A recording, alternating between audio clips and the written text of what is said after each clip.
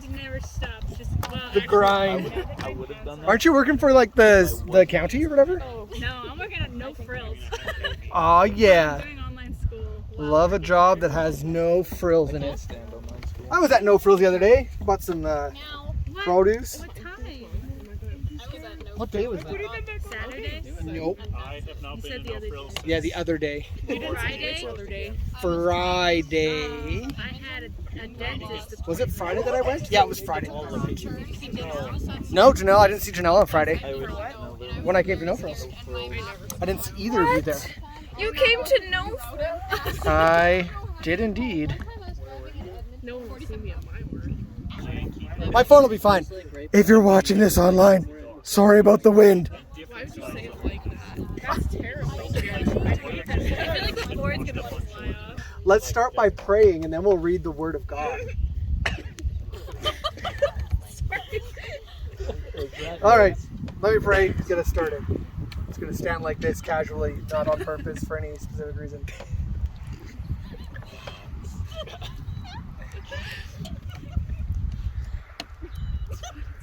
Lord God, we thank you for this awesome time in this group. Lord, we thank you that we're able to gather still, and for this beautiful weather that allows us to be outside. And so, Lord, I just pray that as we dig into your word and into the Bible study, that you would give us wisdom, you would give us eyes to see and ears to hear, that we might understand the message that you had for the church through your apostle, Paul. Praise in your name. Amen. Okay, so we're working our way through 1 Timothy and 2 Timothy and 3 Timothy. It's called Titus. That's not 3 Timothy. Okay, so these are called the pastoral epistles, as we've been about. Okay, epistle means it's a letter. Pastoral means that it's about the function of the church.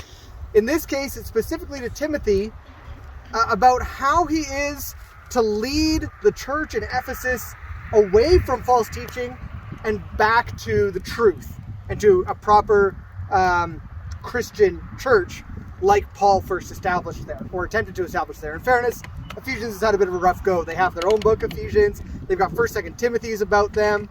There's a lot written about them in the book of Acts. Ephesians has had a rough go, but they're a good example for us.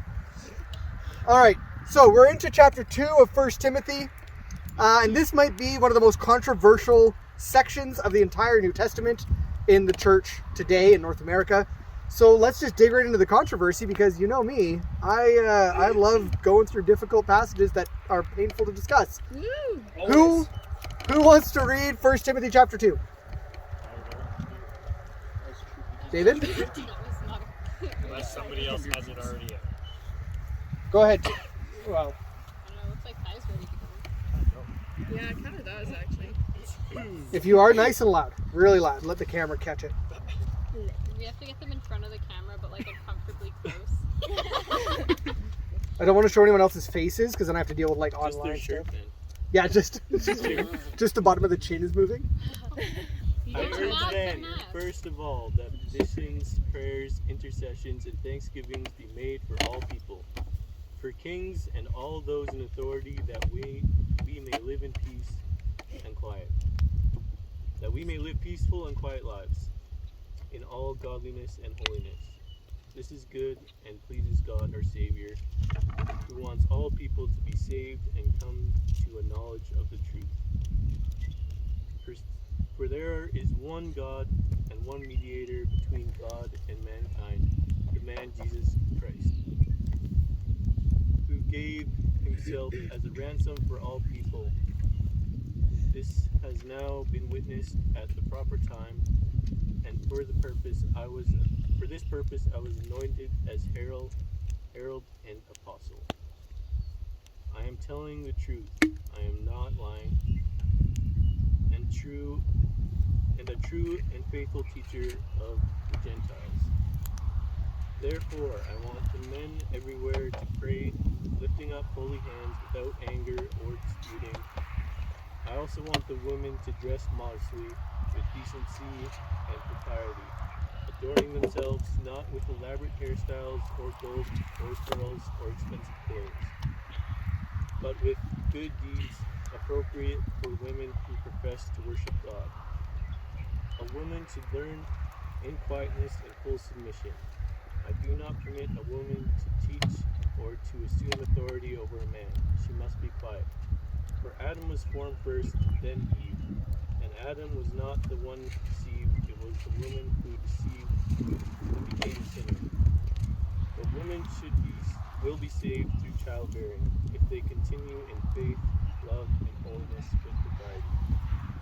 I'm so glad I can be redeemed through having children. I'm so glad I cannot sleep. Me too. And the fact that you've now made 2 comments is already a problem. Yeah. Oh, you're right. You know what? You should kick me out of the church because Shit. See, it's highlighted because it's important. not because it's on your own personal app. That's not why. It's actually because there's a note there. I'm still hearing voices that don't sound masculine. Yeah, it's I'm sorry. All right. Yes. This. Does it help if I sit like this? Yes. It does. Can you please mansplain more often to us? Usually what this is saying here is Actually, Andrew, you're not that's allowed not right. to talk.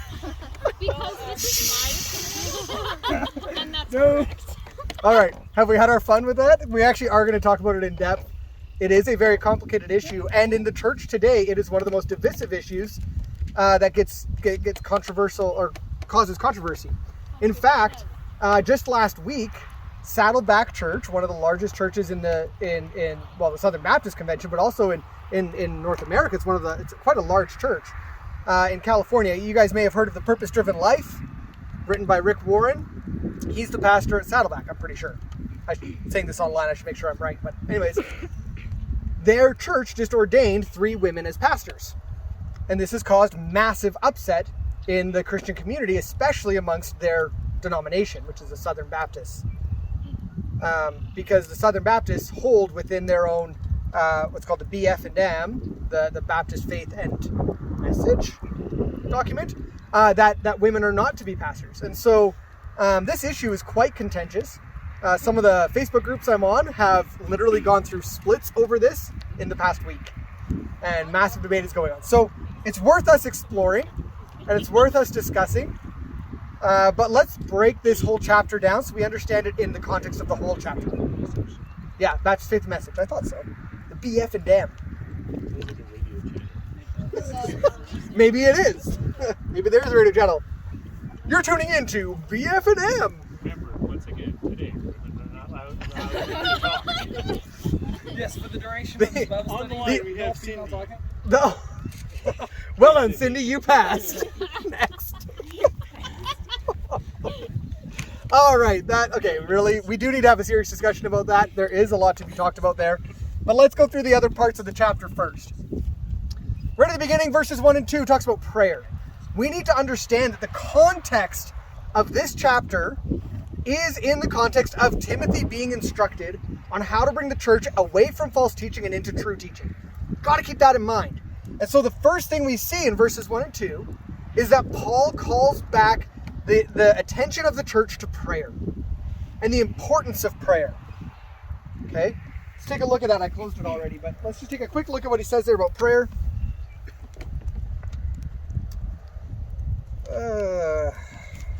Sorry, I shouldn't have closed it. I knew better.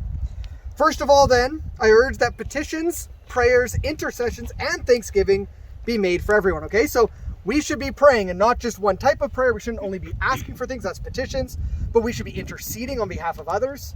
We should be offering up thanksgiving. We should be praising God. Okay, so we should be praying in all forms and all ways. And we should be praying for each other. For everyone, not just each other, but everyone. There's an inclusivity, a global inclusivity to this call.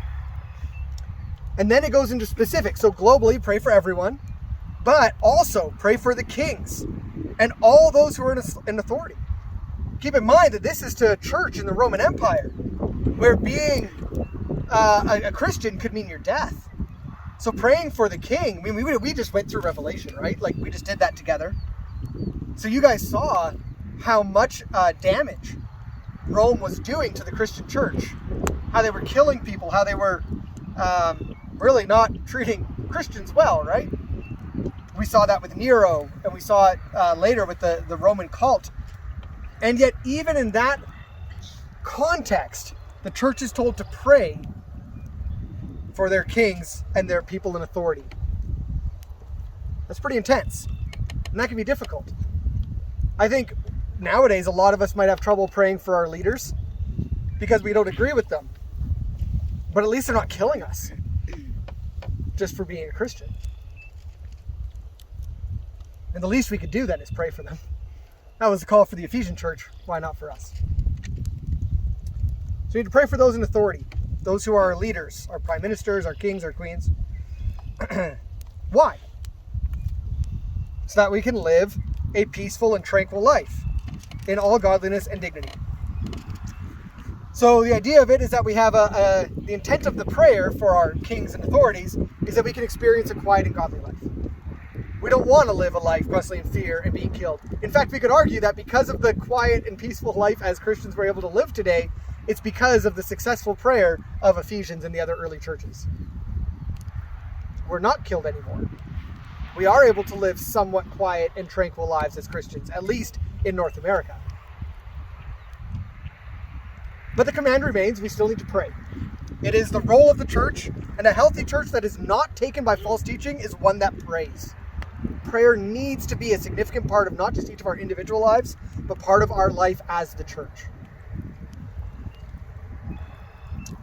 Then it goes on from there, verse 3 to 7. He makes the statement, this is good and it pleases God our Savior, who wants everyone to be saved and to come to the knowledge of the truth. This is God's desire. The Missio Dei, I've talked about that with you guys before, the mission of God. The Missio Dei is God's mission on this earth, his mission being carried out on earth right now.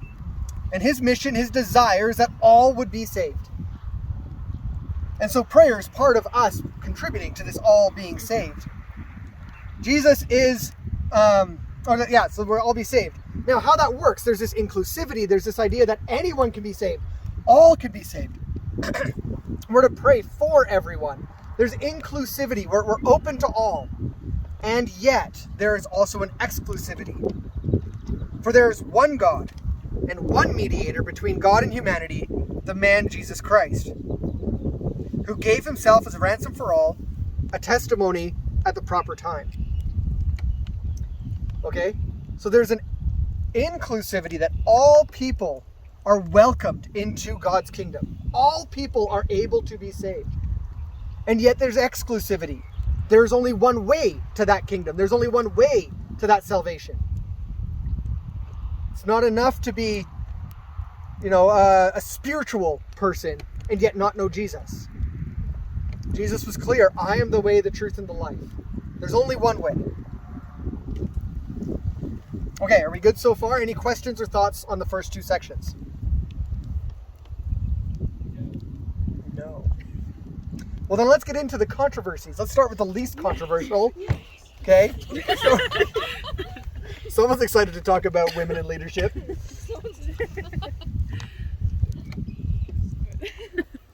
So let's take a look at verse 8, because verse 8 is the whole section on men. Men get one verse. Yeah, because we're already pretty much perfect. Let me mansplain how this works to you. And then we'll get into the complicated stuff. You're not wrong. You're not wrong. Okay, verse 8. All right, guys, verse 8. Therefore, I want the men in every place to pray, lifting up holy hands without anger or argument. Okay? Already, the church has been given direction to pray for everyone. Men then are given a second time being told to pray. I don't think that's accidental. Okay, so everyone should be praying. Men, that means you too. You need to pray. And you don't just need to pray. You don't just need to pray in the church or just privately, but you need to be praying wherever you are. Right? Therefore, I want the men in every place to pray. Wherever you are, in every place, wherever you find yourself, men, you need to pray. Everybody pray. Men, listen up. You too. Okay. I thought everyone only meant men, women, apply, like when we most like it. Right.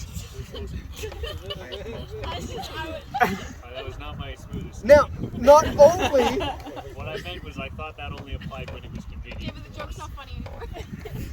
Not only are we supposed to pray with intercession, thanksgiving, and petitions, but we're also supposed to pray, if you're a man anyways, but with holy hands, purity, without sin. Okay? Holy hands is talking about hands that are not stained with sin. So when we pray, we are to come to God in purity. Maybe the first step of our prayer is to confess, to seek forgiveness, and then to enter into our thanksgivings, petitions, intercessions, so that we can finish our prayer or pray with holy hands. And it does say holy hands raised in some versions, not in mine, but in some versions it says raised. So, you know, if you're feeling it, boys, hands up. And then finally, we should pray without anger or argument. And this is quite significant. Remember our context. This church is dealing with false teachers. This church is broken. It's hurting. Timothy's supposed to fix it. Some of these things are probably directly addressing issues in that church. Men who maybe prayed out loud in the gathering but weren't praying at home or in their private lives. Men who prayed without confession of their sin. Maybe they found out that they were sinning consistently in some habitual sin, and yet were not coming to confess first before entering into a place of prayer. And perhaps these were men who argued and caused division within the church, but then still felt it was right for them to lead out in prayer in the gathering of the church. And when the church gathered together to meet, that these men who would cause division and strife and dispute and argument were still stepping forward to pray. This is wrong. This is addressed elsewhere in the Bible in a few other places, such as in Matthew 18. Jesus addresses it. We're not to come into the place of worship and take a place of leadership when we are in conflict with one another. First, we must go to our brother or sister, resolve the conflict before we step in to pray or to lead. Does that make sense? The call on men here is not light. The discussion on women is going to be complicated, and obviously it's the majority of the board. It's obviously the majority of this passage. And yet, we need to understand this call is not light. When we enter into gathering together, there is a high expectation of prayer and a high expectation that we do so with purity, with unity, and for everyone. Any questions so far? Any questions on the role of men in the worship, in the gathering?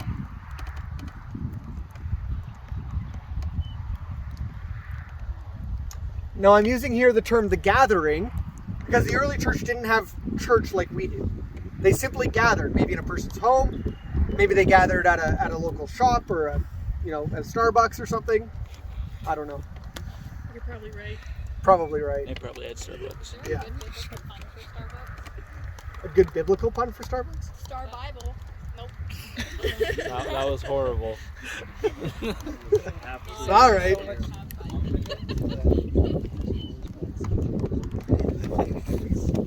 Yeah, here we make fart noises. All right, let's give a shot at verses 9 to 15, since you all seem pretty content with everything here so far. Verses 9 to 15. Let's start with verse 9. Also, the women are to dress themselves in modest clothing with decency and good sense, not with elaborate hairstyles, gold pearls, or expensive apparel, but with good works, as is proper for women who profess to worship God. Let's stop there for a moment. There was a real problem in the church back then.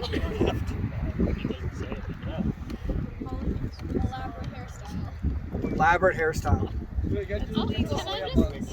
Yeah. Did women also tear their clothes and put ashes on their head when they were upset, or was that just yeah? Yeah. As far as I know. That's not very modest. Yeah, that wasn't very cool. No, it was quite where you ripped it from. I'm quite certain, yes, but I'd have to look that up. Pretty sure Nineveh talks about it. Yeah. But I'm not 100%. I'd have to go and look at the cultural stuff again. We had rippable clothing. That'd be hilarious. We do. Wait, Yeah. let's stop for Do you think your clothing isn't rippable? I can't. Sometimes I I have made many rags out of old shirts. In fact, I find Kathleen's old shirts easier to rip to make rags out of than mine. Mine are generally thicker. That's because men's clothes are made. Are made. They're made to work. The- Female clothes are made. It's in your. The only acceptable way to tear your clothes in Bible You times go is to to the, flex go to so the hard chest that post they and it tear. doesn't rip. The Samson approach. That's why the women didn't usually do it, because they were like, well, they're not quite there. They're buff, but not that much. Okay, Except for me. so the first instruction for women here is to dress with modesty and then to be dressed in good deeds, as is fitting for a woman of faith. And that could be a reference to other women of faith at that time. For example, Dorcas was What a name. in the book of Acts. That's her name. She's recognized for her hard work. Fortunate name. Their parents were like, I don't want to. I really can't. Dorcas. Hey, no, it's still cool. Yeah, so we're sure stuff. Let me put that in my Wait, was top. this a guy? No, a woman named I Dorcas. should have a D&D character named Dorcas. Dad, I finally met a girl. That's right. Oh dear. What's he like, son? What's he like? Others, such as Timothy's teachers, the ladies who raised Timothy, or at least taught him about Jesus, were also recognized for their good deeds. So being a woman of faith was one to be known for her good deeds. Okay? Your good deeds aren't what save you, but they are how you should be known. And this isn't really just for women, is it? Men should also be known by their good deeds. In fact, Paul will say that in other parts of this letter. Now, the dressing in modesty. Why do you guys think that matters? To not distract men. Okay, to not distract the men. Well, In just really quick to give a little more to that, in the city of Ephesians, they were known for having this huge temple to Artemis. It was a big issue. It shows up in the book of Acts, some of the issues with the temple and stuff like that.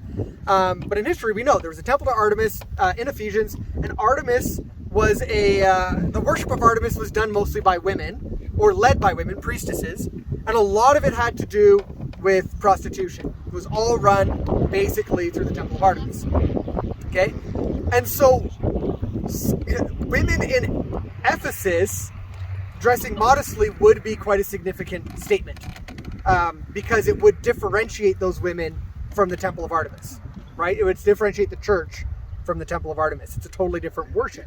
So that is, you're right, that's part of it, is to not distract men. The whole point of Artemis's worship was that. It was carnal pleasure, whereas the church was not supposed to be about that. So yeah, you're absolutely right.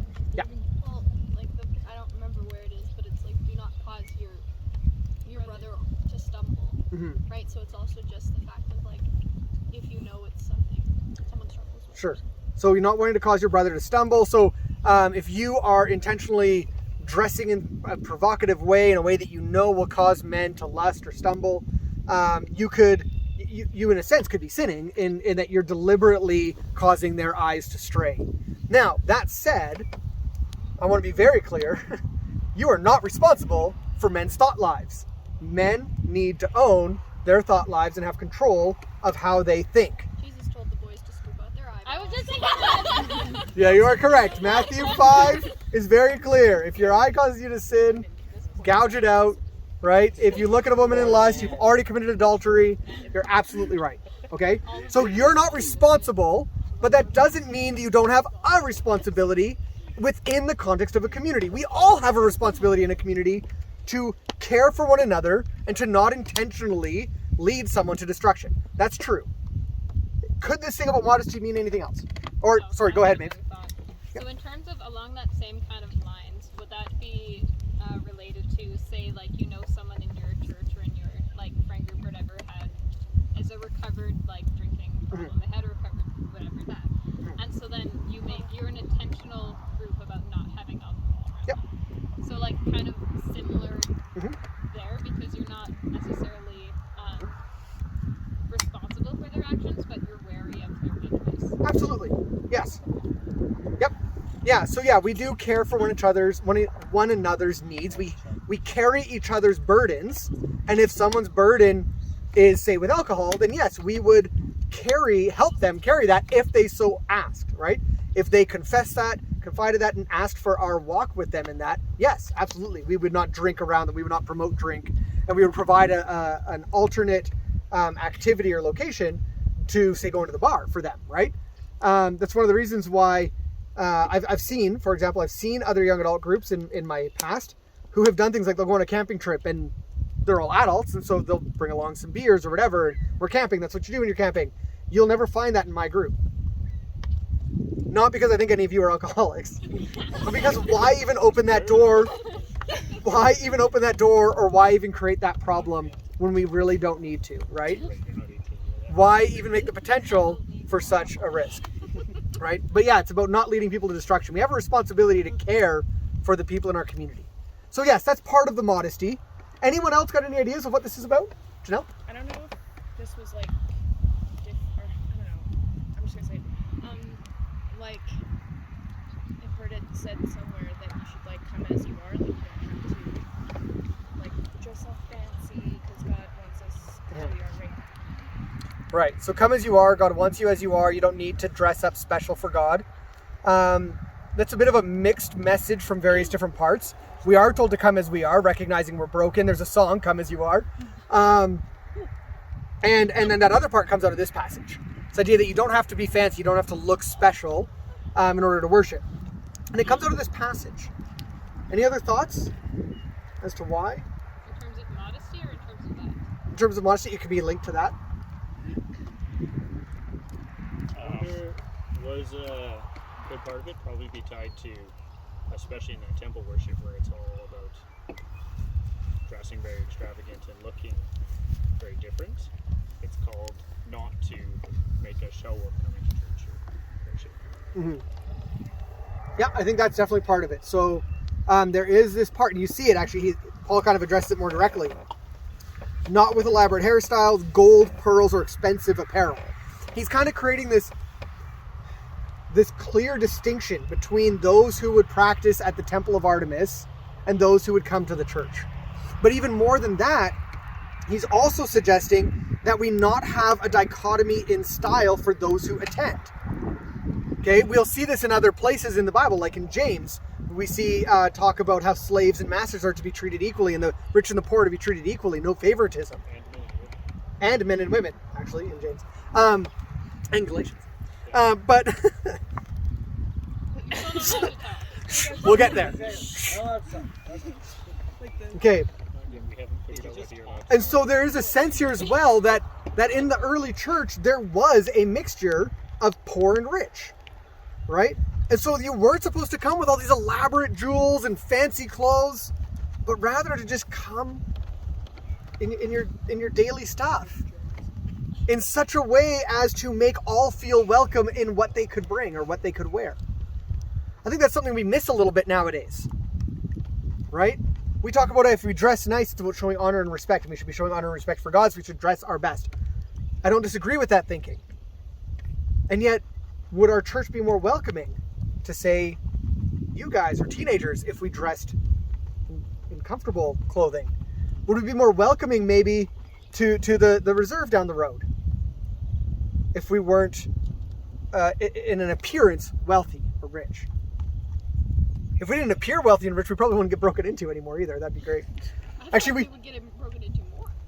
If we didn't appear wealthy? Oh, I thought you said if we did. No, if we did not appear wealthy, probably not. And actually, we haven't been broken into now for like 3 years maybe? It was the vending machines. Well, we got broken into twice, and twice after the vending machines. Twice more, and both times there was nothing to take because we just started not leaving anything of value at the church. And now nobody breaks in, which is great. And we still don't leave anything of value at the church because why risk it? But yeah. Okay, so yeah, part of it was about unifying those cultural lines, those economic lines. It was also, I think, a big part of this modesty and how they dress was a definite distancing from the secular gentile Artemis worship of that culture and community. Okay, I definitely think that was part of it. And so a woman should be dressed in her good deeds, and we see a number of women throughout the New Testament, Dorcas, who are dressed in good deeds. All right, So let's move on to the next part about women in the gathering. So women in the gathering should be modest and be women of good deed. Verse 11, a woman is to learn quietly with full submission. I do not allow a woman to teach or to have authority over a man. Instead, she is to remain quiet. So let's just stop there real swift. Now, this has all got to be done in context. Remember, we are dealing with a church that is broken and going through recovering from serious false teaching. Okay? Men were not praying and not praying correctly. And so they were given direction on prayer. Women who had in this community been the priestesses and the leaders of a false religion in Artemis were possibly leading and teaching falsely within the church. We don't know for sure, but it seems likely that if he's calling out women for teaching, it's likely that there was teaching being done badly by women in that church. Okay? So this must be read in context of we need to avoid false teaching. That's kind of the context of 1 Timothy. It's been shady for like 2 seconds. How are you already shivering? I'd offer you a sweater, but I left it in my car because it's really warm out. It is. Hey, just be careful, guys. There is a Doris just across the field here. Dorcas is an entirely different name. Dorcas is a totally different name. Okay, so these two verses make up a chiasm. Chiasms. This chiasm points us at the central pivotal point of Paul's words. Okay? So at first he says that women should learn quietly. These are positive. This is positive, okay? Women in the Greco-Roman world did not get educated. They remained in the home. They learned how to tend a home. They learned how to raise children and take care of a family. They did not learn how to read or write or basically have knowledge, really. Most women, there were some, but the literacy rate in the Greco-Roman world in the New Testament is estimated at about 3 to 8% of the entire population was literate. Okay? Literacy was not a common thing, and it was very uncommon amongst women. So Paul's initial call that women should learn quietly is actually an incredible and radical command. Because women prior to this were not given opportunity to learn. Well, I shouldn't say prior, but it was rare. Unless you were women of wealth or stature, some sort of a title, it was very unlikely that you would be an educated woman. And so women were called to learn in quietness. That's a good thing. In fact, learning in quietness is how everyone should learn. You'll learn better if you're not talking at the same time, right? And it could be argued here that the word quietness doesn't just mean not talking, but that it actually means a stillness of mind that you are able to receive a teaching. Because this is the same command given to any young man entering the temple and seeking to become a rabbi. Their first command was to learn in quiet submission to their rabbi. And so women were given the same opportunity here. Women are to learn in quiet submission. Same as a man would. That's radical. It's totally different than the rest of the culture has done up to this point. Okay? So let's understand the first two steps, A and B here, are positive. They should learn with quiet submission. They should learn. And to do so, they need to be quiet and submit to their teacher. And that's what all of high school taught you. That was not what I learned. They were trying to break your will. That's what your first year of college will teach you if high school failed. Shut up and listen to your teachers. Okay? That's what I'm trying to teach you right now. Shut up and listen to me. Just kidding. That's going online. Ooh, probably shouldn't use those words. The shut up words are No, bad. please shut up. You can edit it out. Thanks to you saying please leave stuff in there, I left stuff in last week. Yes! Just because you asked for it, and so I left it on. Good. Anyways, moving We're on. the ones watching. I like how there was one part of the video where you were like, I'm just going to cut that all out. And it's after you cut out a whole bunch. I cut out a big chunk, and then it's like, yep, that's all cut. And then it keeps going, and I was like, yes. It was a pointless part of the video. Moving on. Okay, so the first two parts of this chiasm are positive. Women should learn in quiet submission, the same as a young man seeking to be a rabbi would learn in quiet submission to his rabbi. This is massive. It's radical. It's new. It's a good thing. Then we get the central point. Paul says, I do not permit a woman to teach. Okay?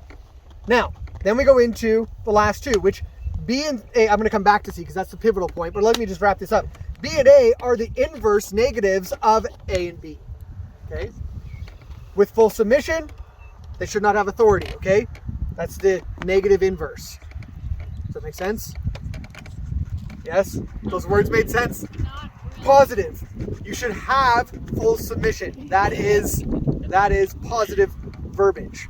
Having submission is a positive thing because you have it. It's a good thing.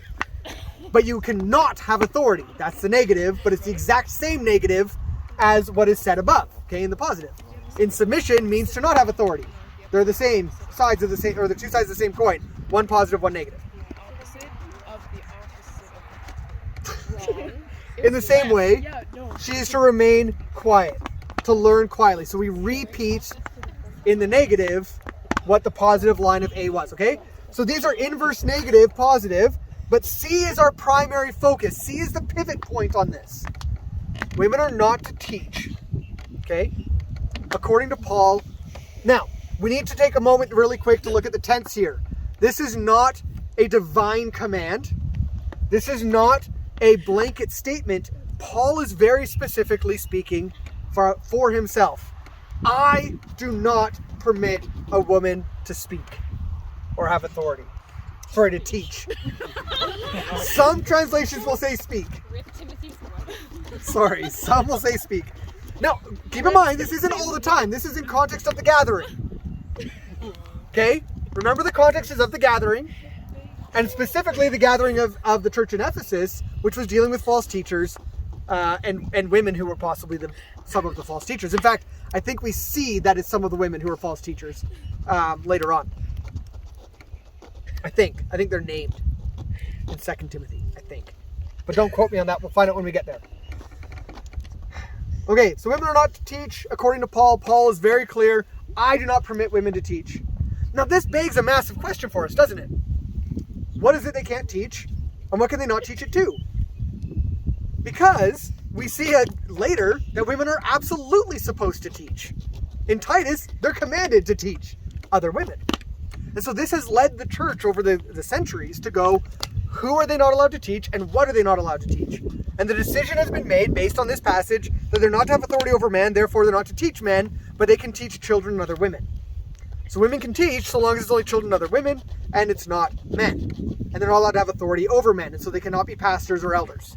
Okay? What is the men of maturity of children? We're going to get to some different opinions here in a few moments.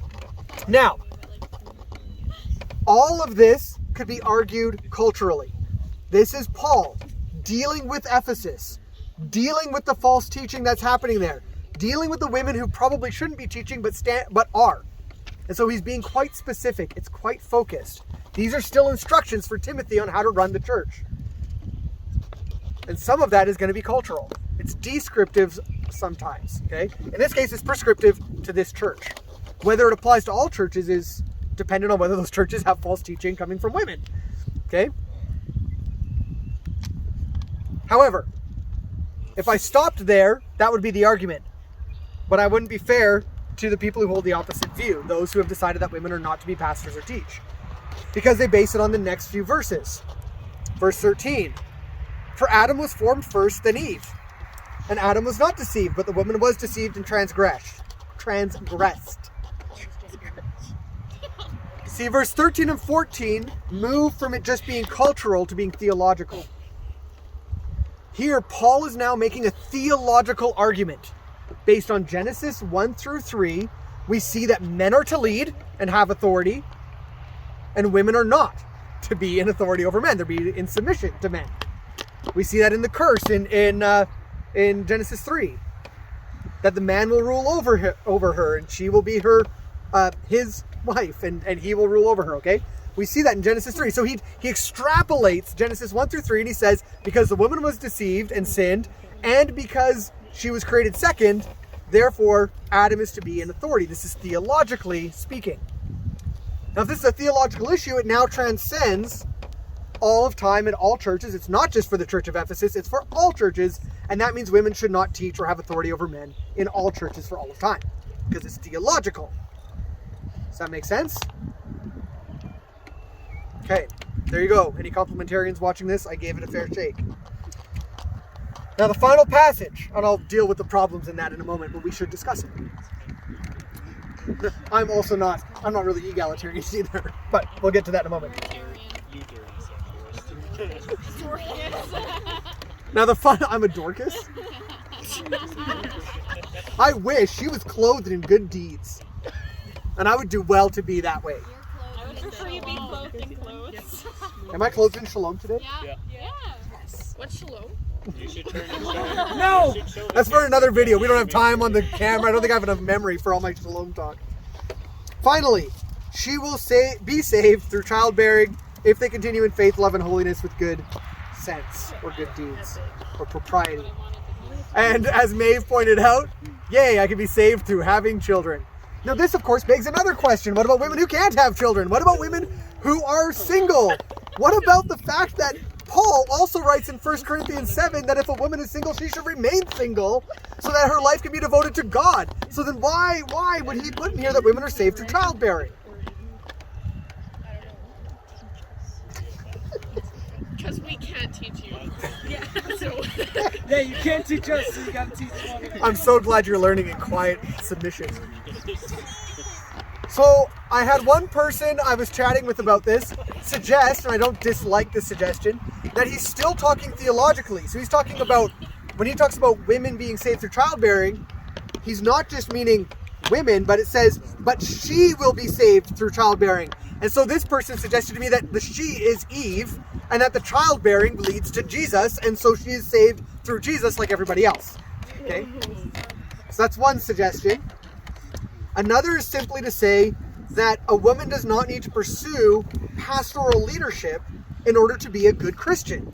There is value and faithful living found simply in being a woman, doing what women do, bearing children. In that culture, that was kind of what women did prior to being told they could learn.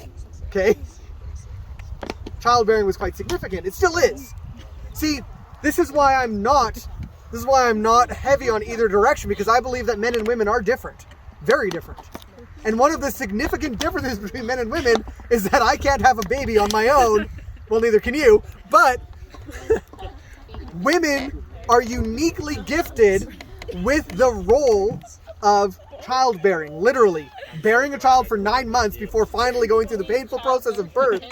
And then the follow-through process after that birth of actually taking care of that child. The child is completely dependent on the mother for the first several months, even years. In fact, they're dependent on their parents for several years. Still dependent. You guys are still dependent, young adults. 9 months. 38 years. Emerging adolescence. But ultimately, note that he doesn't say it's the childbearing that saves you. But if they continue in faith, love, holiness, and with propriety. And so it's ultimately not the childbearing that saves you. Rather, what he's saying is there is value, or there is something of worth to you. Even if you're not able to teach, you still carry great value. You're a woman of worth, of value. And your salvation is in faith, love, holiness, with propriety. Does that make sense? You can also take it from that other person's perspective that I talked to this week, that the she will be saved through childbearing is specifically about Eve. And through her childbearing, eventually Jesus is born, right? So without women, there would be no Jesus, apparently. That's not entirely true. That would actually be one of the false teachings that the early church may have been experiencing. It was possible that women were teaching that because they were the ones who bore children, they should be in authority over men. And so the risk could be even a false teaching that without women, Jesus wouldn't exist, and yet Jesus existed before humanity. And so we have to understand that difference. That part makes sense. Okay, so I haven't explained everything yet. I haven't explained the theology around Adam being made first and Eve being the one deceived, being justification for women not having authority. So what makes sense? Fair enough. You're like, yeah, that checks out. I'm out. Yeah. So what are your thoughts and questions at this point? Let me stop talking for a few minutes to let you guys ask questions. Yeah. Yes. And 2 Timothy is another letter. And Titus is another letter. A lot of the New Testament is letters. Yeah. 1 Timothy is one letter. Hey, when you can't just SMS text someone, right? You gotta... Oh, see, the mosquitoes starting to come up, so shades in. You can't just like text somebody like 2 words at a time or whatever. You gotta send like long letters. Back in the day, we sent emails and newsletters to people. What's an email? Yeah. Back when the earth was still cooling. The internet was new. Parachute pants were in. Tearaway pants. Oh, I had tearaway pants. It was the coolest. Have them now? No, I had. They were cool. The girls seemed to actually Sounded so concerned. Any questions about this whole women in the church thing? So far, I've kind of left us at the place of women are to learn in quiet submission and are not to have authority over men or to teach. Everyone good with that, or do we need to discuss this more? Sounds good. Fine to me. Wow. You guys are really taking the quiet submission to heart. I like it. I don't know how to word the questions, but there's a lot of them. Right? I have a question. Yeah. It's so dumb. Did dork have meaning back then? Is this still on topic? Because let's not go off topic yet. It's about verse 14. Okay. Just kidding. Yeah, no, yeah. Okay. Yep. Okay. Yep. So like it says that Adam was not the one deceived. Hey guys, I want to hear Janelle. Thank you. That Adam was not the one deceived, but like He also ate it. He wasn't he deceived. was deceived by the woman, was he not? He was not deceived. Okay. Adam straight up knew he shouldn't eat it, and he just did. So isn't that Oh, word thanks, almost Grace. worse? Yeah, in fact, God himself says that Adam is the one who sinned and brought sin into the world in Genesis 3. Paul also says that in Romans 5, that sin entered the world through the first Adam, and then then he kind of explains that it's redeemed through the second Adam, which is Jesus. So, yeah, so Eve was deceived, Adam wasn't. Adam was the one who really brought sin into the world. So this is a problem with this theological argument that Paul makes. It's a theological argument maybe of Paul's time, theology that they might have used, but it doesn't follow logically. And people who are like really not critical of the Bible, like textual criticism and historical criticism, might not like what I'm about to say. Yes, Holly. Also, like, if like being said that like women can teach over children and other women, does that mean men can only teach after men? No, men can teach anyone they want. We were made first and we weren't deceived to get used to it. But technically, you And brought sin into the world. No, they're also always Yeah, but right. we You're right. willfully did it, which is different. We did that with our pride, and that continues. Really did. The eldest child. Okay. Here's what I have to say to that. Just because someone was created first does not immediately give them authority. In fact, the interesting thing about the entire biblical narrative of the Old Testament is that the inheritance that God gives through Abraham is passed down to the second born over and over, or to the youngest, not to the first. In fact, over and over throughout the Bible, we don't see the one who was born first receiving the blessing or the inheritance from God, but rather we see the younger ones. So why then would we immediately assume that just because Adam was created first, he therefore should have authority? Secondly, as was pointed out, Adam was the one who brought the sin into the world. He's standing right there. Eve is deceived. She eats the fruit, completely deceived by the Satan. That's correct. The Satan would be the adversary, right? By the Satan and the Jesus. Okay, I love that show. Did you guys watch that show? No? Wow, just blanked on what it's called. You know that show. The one where the Korean the Korean corner store in Kim's Convenience. There it is. Thank That's you. what we were watching when I sliced my finger open. Yeah, Kim's Convenience, and then they always the Jesus. Yes, I love it. I love that. Anyways, I just said the Satan, so it kind of works. JC So- and Satan, called the greatest deceiver, is the one who deceives Eve. Okay, greatest deceiver tricks Eve. Adam, standing right there, not deceived, takes the fruit and eats it. Okay. If the serpent had gone to Adam, do you think he would have fared any better? No. Nope. Probably This is the worse. greatest deceiver versus an innocent human who doesn't even know what sin is. He has no chance. Okay? So there's a problem there in Paul's theological defense of why women shouldn't be allowed to speak. Secondly, we see... I've just lost my train of thought because I got distracted by that beholder dice bag. It's beautiful. What do we see?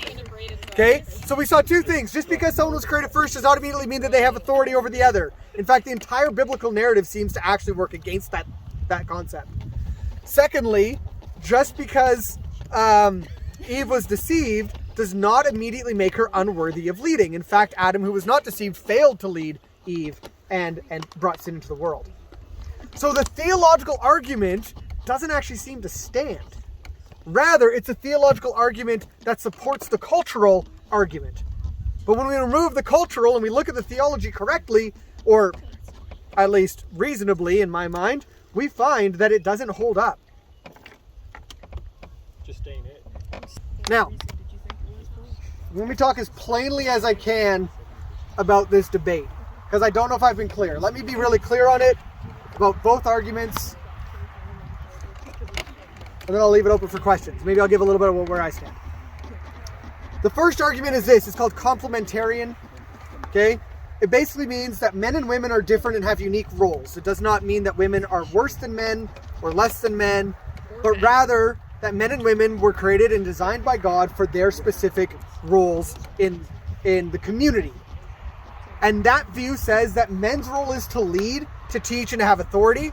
Women's role is to come alongside, to be part of ministry, and yet they are not themselves to be the ones in charge. Therefore, we don't allow women to be elders or pastors. Okay, that's complementarianism in a nutshell. Okay, that's kind of condensed. There's obviously more theology to that, but that's kind of it. Egalitarian is the other view. Basically means equal.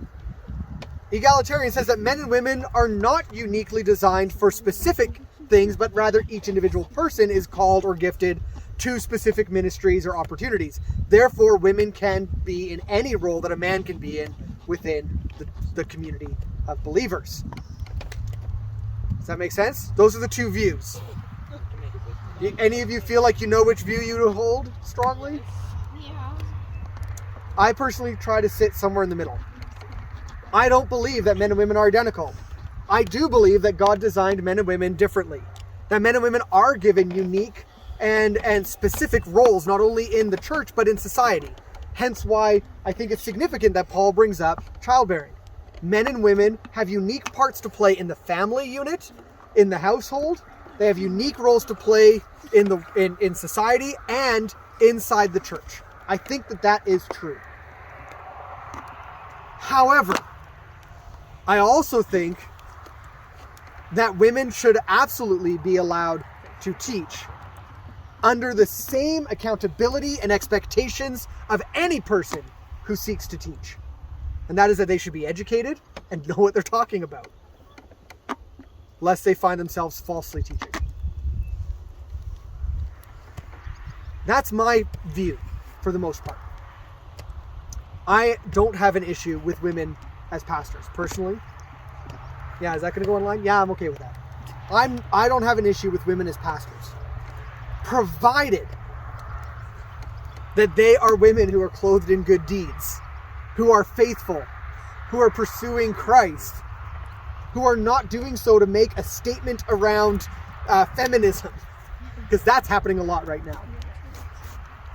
So long as they are seeking correct education so they can teach correct doctrine, in which case I would be okay with it.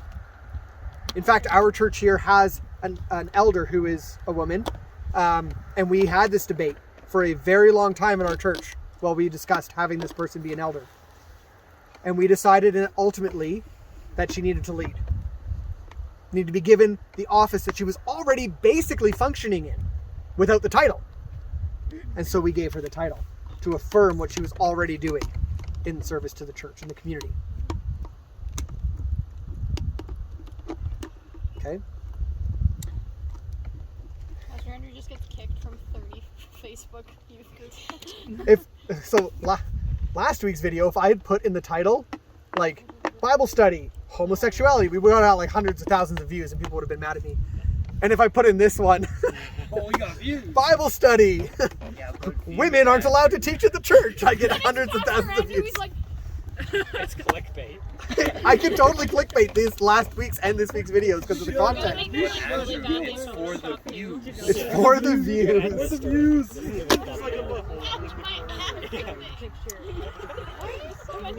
Okay, let's come back.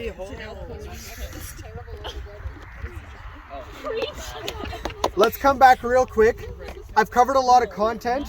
There's a lot more in my head around this topic that I'm not exploring at the moment with you, that I'm not even saying, but I've researched a lot of this. But what we need to remember is the context of 1 Timothy and the context of chapter 2 is correct church practice away from false teaching. Okay, it's how to get Ephesians or Ephesus back on the track towards God and away from their false teaching. Which means that they had to deal with their false teachers. Men needed to be praying correctly. Women needed to be coming appropriately to church. Dressed appropriately with the right attitude. Not coming like they knew everything already because they hadn't even been educated yet. There's clearly a need for that. So, same with men, but they got that same instruction elsewhere in their culture. All right, there's a lot I could say on this. I'm hoping I've upset any egalitarians and complementarians. That was my goal, to not take either side, though that's difficult because it's difficult. Yeah.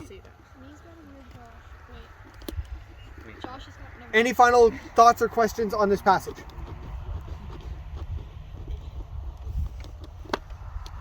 sounds good to me, Andrew. Awesome. Well done. Any other thoughts or questions at all about anything? Did dork have any meaning back in then? Doubtful. Oh my seriously? Because of the letters involved in the word dork, it probably didn't show up It would until just be DRK. probably until Germanic languages, like until German, or maybe not even until Yeah, some but they early had English. Frankenwagon, so who's a real dork? Let's close in prayer. Would someone else like to close in prayer? I've been talking a lot tonight. Excuse me. Somebody want to close in prayer? I think so. David? Nate? Unless David. I think it's appropriate that a woman close in prayer. Me too. Now that I've reinstated my right to speak. Speaking is one thing, but teaching. It was a Greek band, but it was a band number not to speak. Agreed. Please do pray to close. Does anyone have anything pressing that they'd like me to pray for?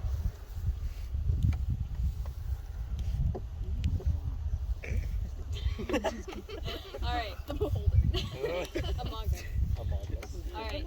God, I just thank you so much for this evening that you provided us with this nice warm weather today, that we were able to get outside and enjoy it and just have a fun time of fellowship together tonight, God. I just thank you so much for all the ways that you've blessed our group and with all the unique and just awesome people that you've brought together for this, God.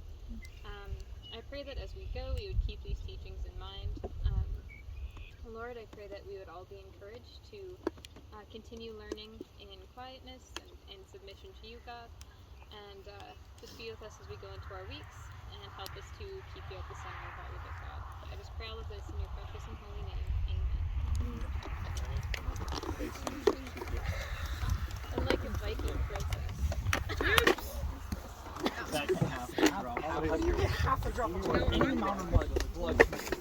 Jump cuts are fun. Odd interaction I just observed. Oh my goodness. Oh, I was really hoping that would hit you.